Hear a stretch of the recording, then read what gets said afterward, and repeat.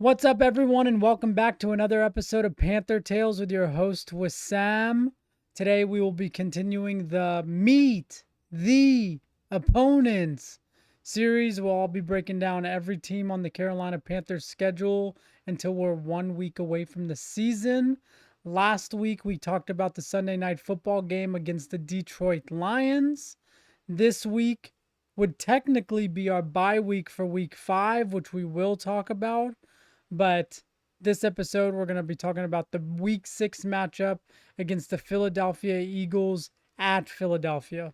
First and foremost, I just want to say happy 4th of July weekend. I hope you guys had a good time with your friends and family, ate a lot of good food, popped off some fireworks. I hope it was a good time and,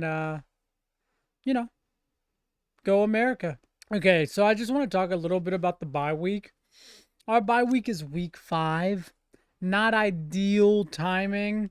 Usually you want to get it like anywhere from week 8 to 12 or whenever the last week is for the bye week. And just having it so early, you already know you're not going to really get another break, except I guess when we have our Thursday night football game and you get a little bit of extended time between then and the next Sunday. But other than that, very early bye week. If anything, any of those players like Wharton, maybe he's coming back from his neck injury, stuff like that. So, there's pros and cons, but in my opinion, I feel like there's more cons having an early bye week, but there's nothing we could do about it. We were blessed last year with a late bye, so the football gods, they're getting their karma back on us, and they're giving us an early bye this year just to see how we face adversity.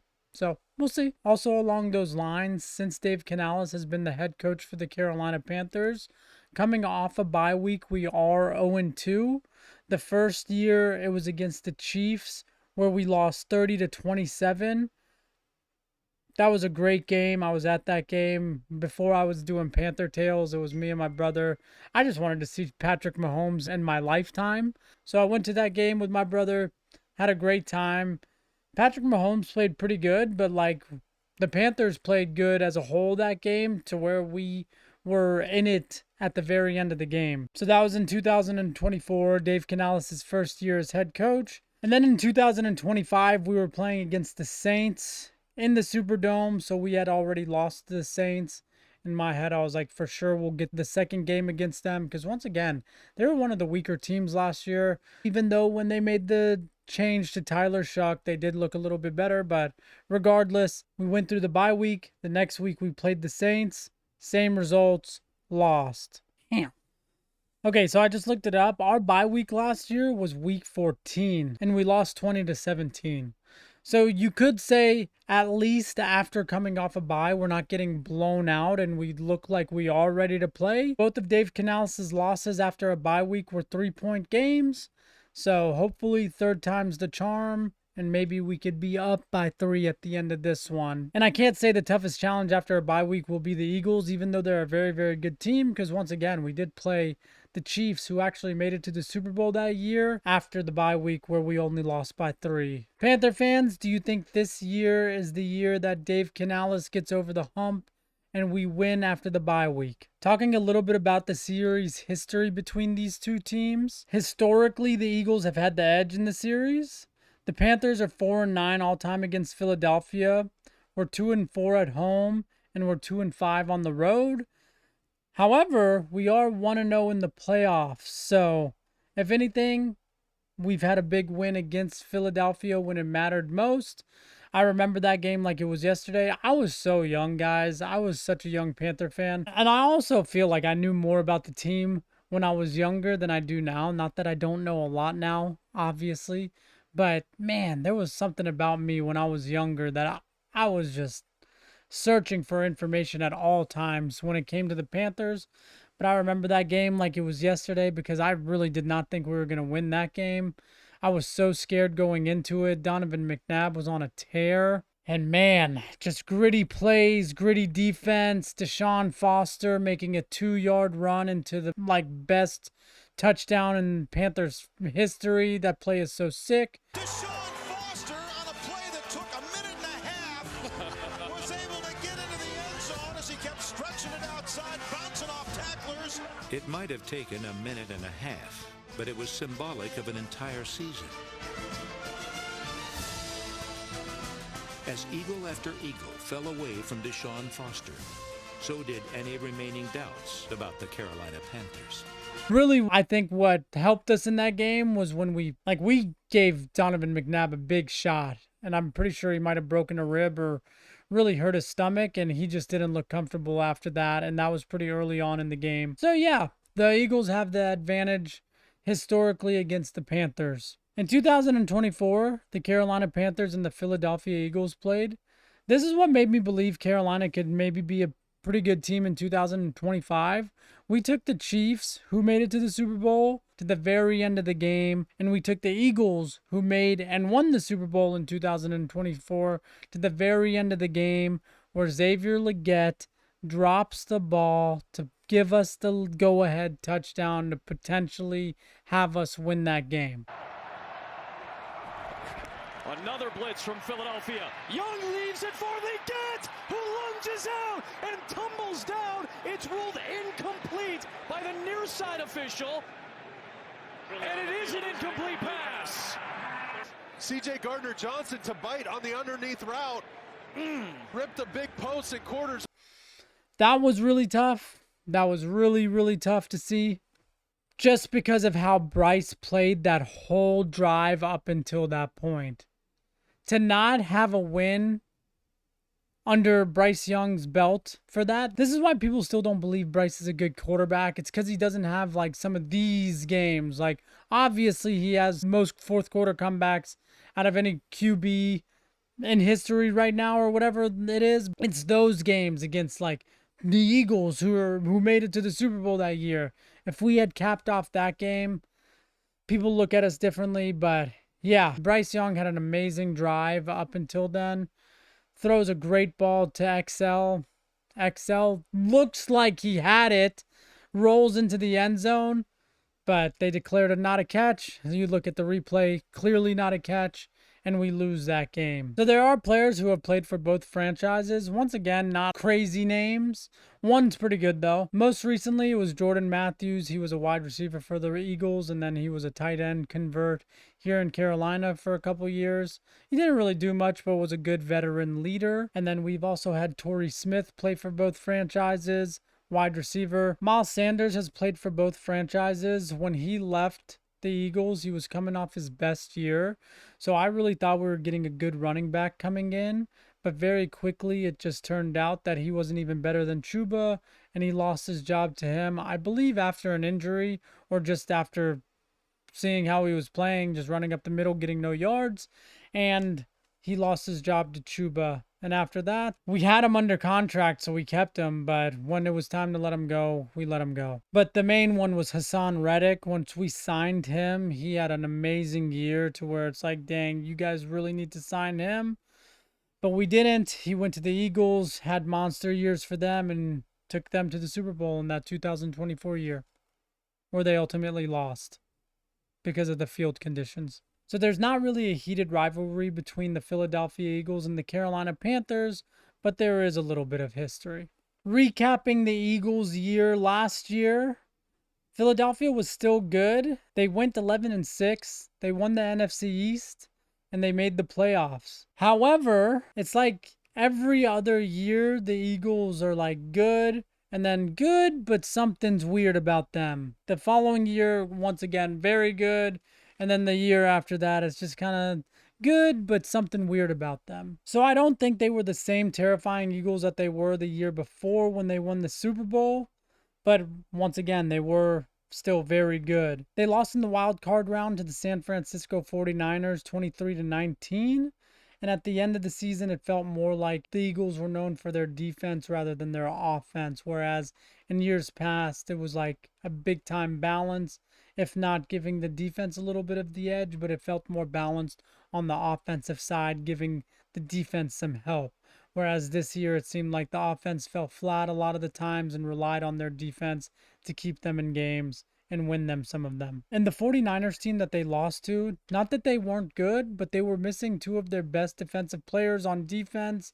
Fred Warner, linebacker, and defensive end Nick Bosa. So with those players out, you would have expected the Eagles to win, but once again, that's not how the cookie crumbled. The season ended, and that was it for the 2025-2026 Philadelphia Eagles. Offensively, they still had names like Jalen Hurts, Saquon Barkley, A.J. Brown, Devontae Smith, and Dallas Goedert.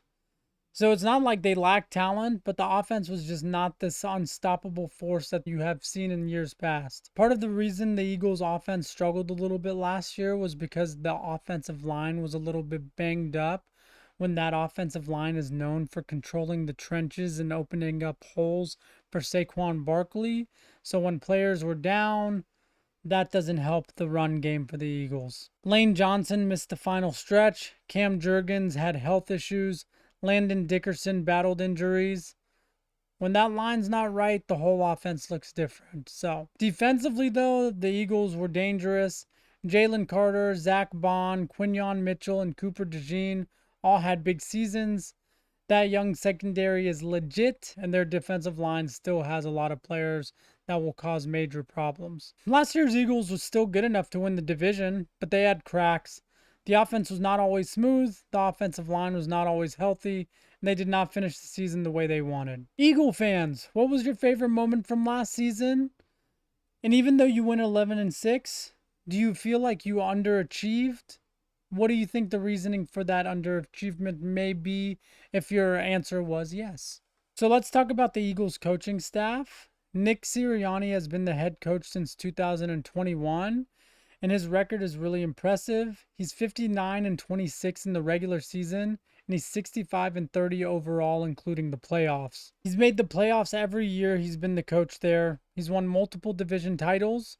He's been to 2 Super Bowls and even won one of them. So he's got a ring. Sirianni comes from an offensive background, but as head coach, he feels more like the CEO. He is involved, but the play calling has shifted to both the coordinators. That brings us to our biggest change. Last year, offensive coordinator for the Philadelphia Eagles was Kevin Patullo, but after he failed them big time, he was cut in the offseason, which was probably tough for Nick Sirianni because that was a Nick Sirianni hire. But you have to do what you have to do for the team. When you have big time names like the Saquon Barkleys, the Jalen Hurts, A.J. Browns, you expect more than inconsistent football, especially in the run game. So with Kevin Patullo getting fired, Sean Mannion comes in, and he's expected to call the plays.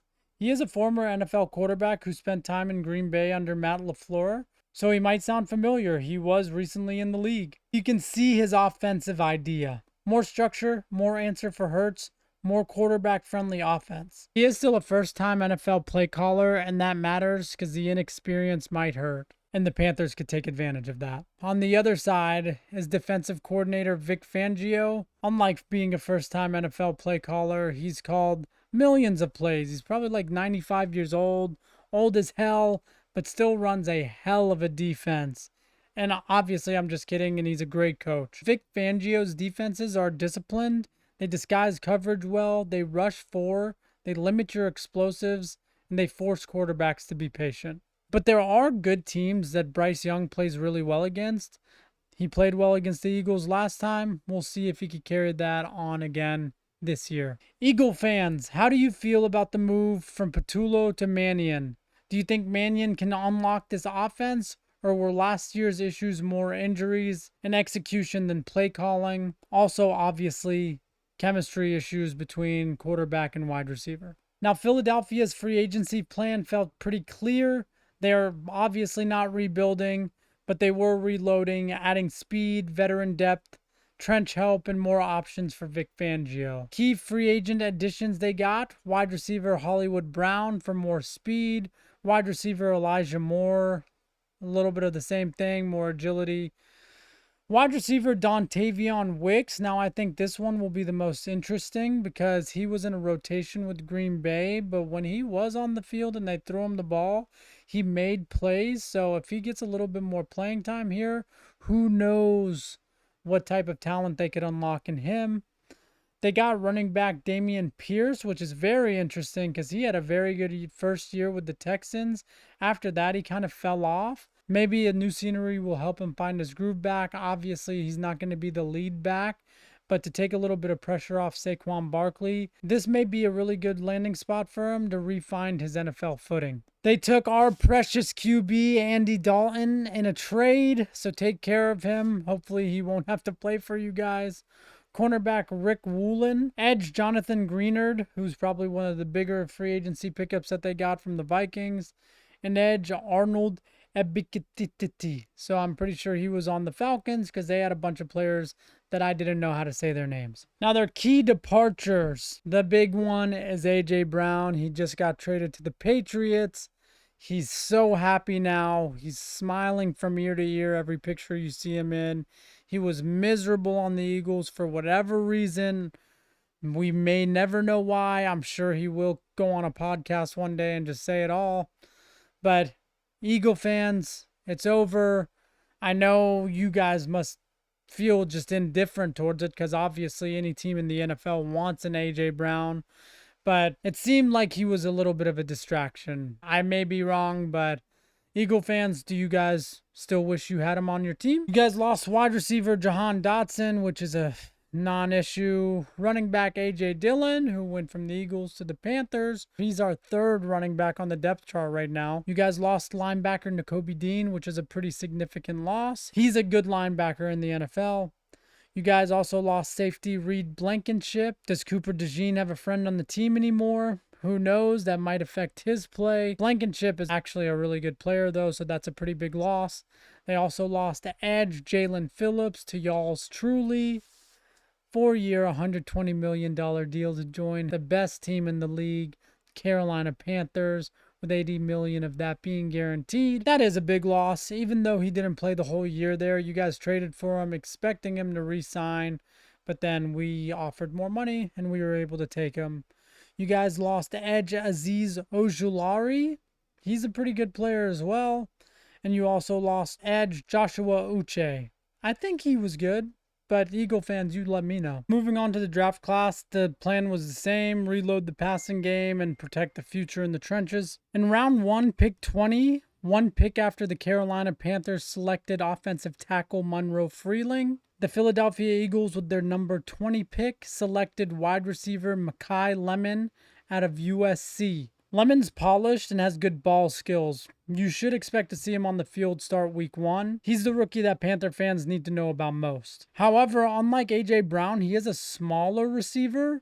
Not tiny, but he's not A.J. Brown. So we'll see how, going from a big physical receiver with a speedy guy to pretty much 2 speedy guys, we'll see how that works out for them. Round 2, pick 54, they selected tight end Eli Stowers out of Vanderbilt. I believe he is supposed to be the successor for Dallas Goedert when he plans to leave. So I don't expect him to have too much playing time in his first year unless Goddard gets hurt, which is something that he sometimes does. And if that's the case, Stowers could get some playing time this year as well. Round 3, pick 68, they selected offensive tackle Markel Bell out of Miami. This is an Eagle-style pick. This is a huge tackle, rare strength.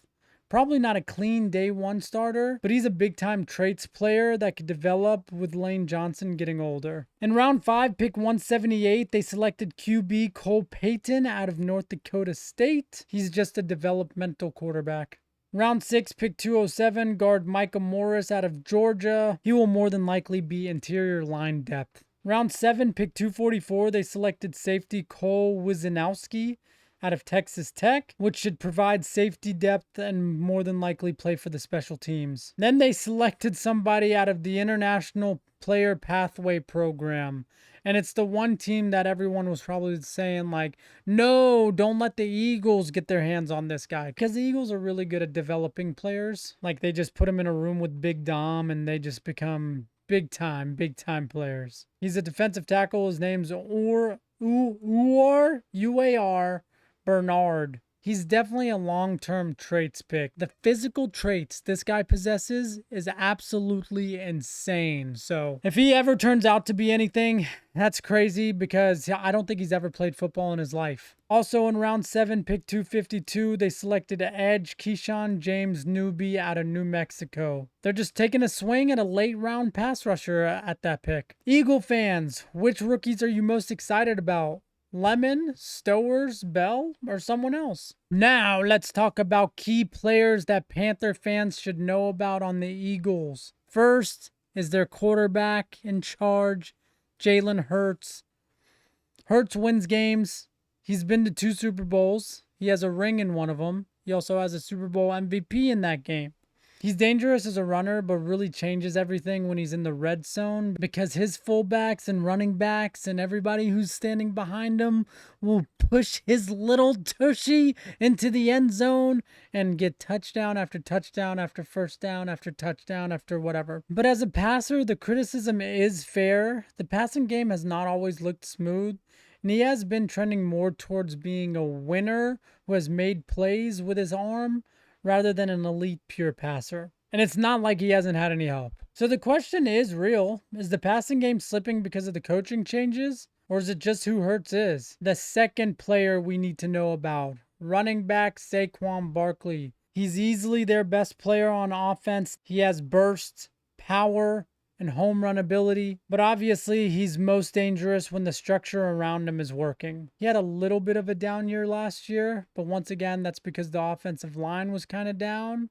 Expect him to bounce back. Wide receiver Devontae Smith. With A.J. Brown gone, Devontae becomes the clear number 1 receiver. He's smooth and separates well.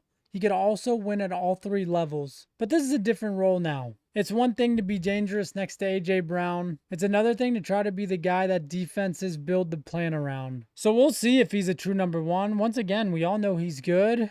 But without the double teams on A.J. Brown, we will just have to see. Defensive tackle Jalen Carter. Carter might be the best player on their defense. Interior pressure is the worst kind of pressure. And if he's walking the guard back into Bryce Young's lap, everything's going to get uncomfortable. The question with Carter isn't talent. It's whether he's going to spit on the opposing team's quarterback or not. Edge Jonathan Greenard. Greenard is a real edge rusher and one of the biggest veteran additions, but I don't want to talk about him like he's prime Von Miller. The scary part is Greenard with Carter, Jordan Davis, Nolan Smith, and Fangio's coverage behind it. If Philly rushes 4 and gets home, Bryce Young has to be patient, accurate, and decisive, or he could be looking at a very, very long game. And then cornerback Quinyon Mitchell. Mitchell gives the Eagles a young corner they can trust outside. He has huge talent and confidence, but he's still young. Carolina can't play scared. Make him tackle, challenge him with the route combinations, and see if he stays disciplined for 4 quarters. Quinyon Mitchell played well the first time we played against him. It was really Cooper DeJean who struggled, and he was struggling against the 34, 33, 35-year-old Adam Thielen. Our wide receivers are more talented these days than they were back then. So honestly, if Quinyon's playing well, just target Cooper. But now it's time to go to the big board where we'll talk about both the Carolina Panthers and Philadelphia Eagles projected starters and who's got the edge on what position. Lego. Looking at the QBs, we got Jalen Hurts versus Bryce Young. We're going to give the slight edge to Jalen Hurts just because he's a Super Bowl MVP. But my boy Bryce is going to show the consistency that he needs to show all the Panther fans so they can admit that he's the franchise quarterback. He's doing it this year, baby. Hurts has the resume and the rushing threat. The tush push is going to be something to look for as well. So Bryce just has to be efficient and patient. He just needs to play exactly how he played last time against the Eagles. Now you have better receivers. Ones that'll catch the ball if you need them to at the end of the game. Running backs, I'm going to have to give the edge to Saquon Barkley. I feel like every freaking week the teams we're playing just have these monster running backs for some reason. And Chuba Hubbard is a very good back, but I can't put him over the players like Saquon Barkley, Bijan Robinson. Like, this is bullshit. But Chuba is a very good back. Looking at the receivers individually and then looking at them as a whole. T-Mac versus Devontae Smith. That's tough. I mean, do you want big body or do you want speed? Choose your answer from there. For me, T-Mac actually seems like a real number 1 receiver. Not saying Devontae Smith isn't, just we got to still see it. So my edge is for T-Mac. Mekhi Lemon versus Jalen Coker. Jalen Coker has played in an NFL game. Mekhi Lemon has not. I have to give the edge to Coker. And then Dontavian Wicks versus XL. I feel like I want to give it to Wicks. With the limited time that Wicks has had playing, he's probably made more plays than XL has. But as a whole, I feel like I would give the Carolina Panthers the edge on wide receivers over the Eagles. When it comes to tight end, there's not going to be very many teams that we have a better tight end room than. This also isn't one of them. Dallas Goedert will have the edge over Tommy Tremble or Jatavion Sanders or Mitchell Evans, whoever is playing. I mean, he's just an overall good tight end, man. Don't know what else to say. Now, the Eagles' offensive line, usually I have the Panthers over pretty much everyone because I think our offensive line is really good, especially with what we did in the offseason. But Jordan Mailata, Landon Dickerson, Cam Jurgens, Lane Johnson, these are all like big time names that you know about. Might have to give the edge to the Eagles for this one. Our offensive line will play well too, but we will see how we do against players like Jalen Carter and Jordan Davis on that line. And that's like one of the questions you got to ask. Like Jonathan Greener, Jalen Carter, Jordan Davis, Nolan Smith versus the Panthers offensive line. You give the edge a little bit to the Eagles because that's just a lot of names that they have there to rush the passer or to just disrupt plays in general. It honestly might be the biggest matchup in the game. Carolina has to help the line with quick throws, motions, screens, and moving the pocket. When talking about the linebackers, people know Zach Bond and Jahad Campbell a little bit more, but Devin Lloyd and Trevin Wallace, I feel like will be a really nice pair this year. I think they will surprise some people. How will the Eagles cornerbacks Quinyon Mitchell, Rick Woolen, and Cooper DeJean fare against the Panthers receivers? Like I said, Cooper DeJean got schooled by Adam Thielen, so with better wide receivers, might want to target him, but he is a good player. And he did say that was his welcome to the NFL moment going up against Adam. So his veteran presence and craftiness probably just fucked him up. So the Eagles safeties, Andrew Mukuba, Tristan McCullum, Marcus Epps versus our passing game. We might have to try those safeties because Reed Blankenship is gone. So keep an eye on it. And then coaching, the Eagles would have the edge in coaching just because of Nick Sirianni and Vic Fangio. But now with the Panthers having 3 years of consistency with their coaching staff, who knows? So obviously with me saying all this, the Eagles have the edge on paper, but that's why you play the games on the field. Let's talk about the Eagles' strengths and weaknesses. The Eagles' strengths are obvious.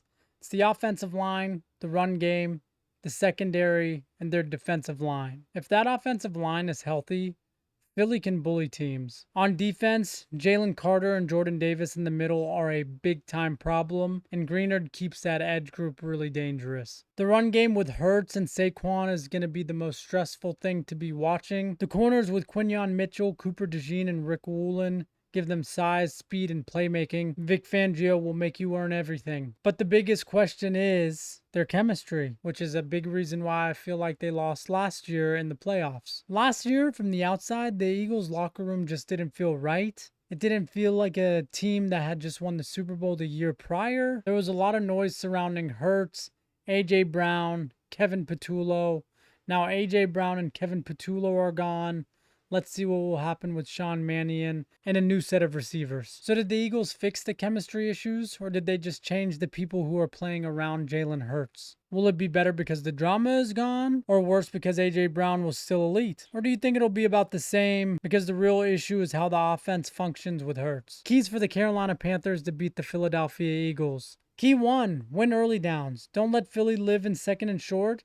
That's when Saquon and Hurts' legs, play action, and the short yardage stuff all become a nightmare. Key 2, make Hurts prove the passing game is fixed. Take away the easy version of the offense. Don't let the run game carry them. Don't give Hurts layups off busted coverage. Key 3, don't let Jalen Carter wreck the game. Double him, use quick throws, screens, and movement inside the pocket. You can't let him live in Bryce's lap. Key 4, test the new pieces. New offensive coordinator, new receiver room, new safety room, new edge rotation. Make the Eagles communicate, tackle, and play clean. And key 5, finish drives with touchdowns. Field goals in Philly are not enough. If Carolina gets red zone chances, they have to cash in. Now my final predictions, and I do have a bold prediction at the end. I think Carolina will win this game. We came very close last time in 2024 with a way worse team. I know Philly has advantages. We've gone over them on the big board. We don't need to talk about them again. I know Philly is a good team. I know. But I think this is the kind of game coming off a bye. We actually correct things. Once again, third time is the charm. I think this will be the first win Dave Canales gets after a bye. We watch the tape. We study hard. Because it was an early bye, we still remember how to play football. Nobody should be too banged up by then. It should really just be a quick refresher, get back out there, and let's see what we got. You absolutely have to have Jalen Hurts beat you with his arm. If we focus on the run game, I also truly believe that'll be a big time plus for us. Because Hurts does have new receivers. We don't know how the chemistry between them is yet. And it's not like, F it, I'm going to throw it to A.J. Brown down there. That's gone. I think Jalen Phillips playing in Philly last year will help. He could give our coaching staff tips throughout that bye week. And then I think he himself will have a huge game because he's going back. It's not a revenge type game, anything like that, but just kind of like, you guys traded for me. You knew the type of player I am. Yeah, you didn't want to pay me $120 million, but if you did, this is what I would have done for your team. He should have a sack, maybe a forced fumble, but multiple pressures for sure. I think Bryce Young will have a good game, and this will be the game that gives him confidence throughout the rest of the year. Once again, I'm thinking he's having a pretty good year up until that point, but this Eagles game against this defense is what's going to make him be like, okay, I'm the fucking man. The way you walk, that's me. Bold prediction alert. Bold prediction alert. My bold prediction for this week, because XL fucked everything up last game, he's about to go hard. He's going to have 10 catches, 130 yards, and 2 touchdowns. That's going to be his end stat line for this game, and he's going to be a big reason why we win. My fellow Panther fans, do you think Carolina could go into Philadelphia and win coming out of a bye? Eagles fans, what am I getting right and wrong about this team? If I'm missing anything, please, please, please let me know. Is the chemistry going to be better without A.J. Brown and Kevin Patullo, or are there still bigger questions on this offense? Let me know, Eagles fans. That's going to do it for this episode of Panther Tales, the Meet the Opponent series. If you've made it this far, I really, really appreciate you. If you enjoyed this video, please feel free to drop a like. If you really, really, really like this video, please feel free to subscribe. Other than that, as always, keepeth poundingeth.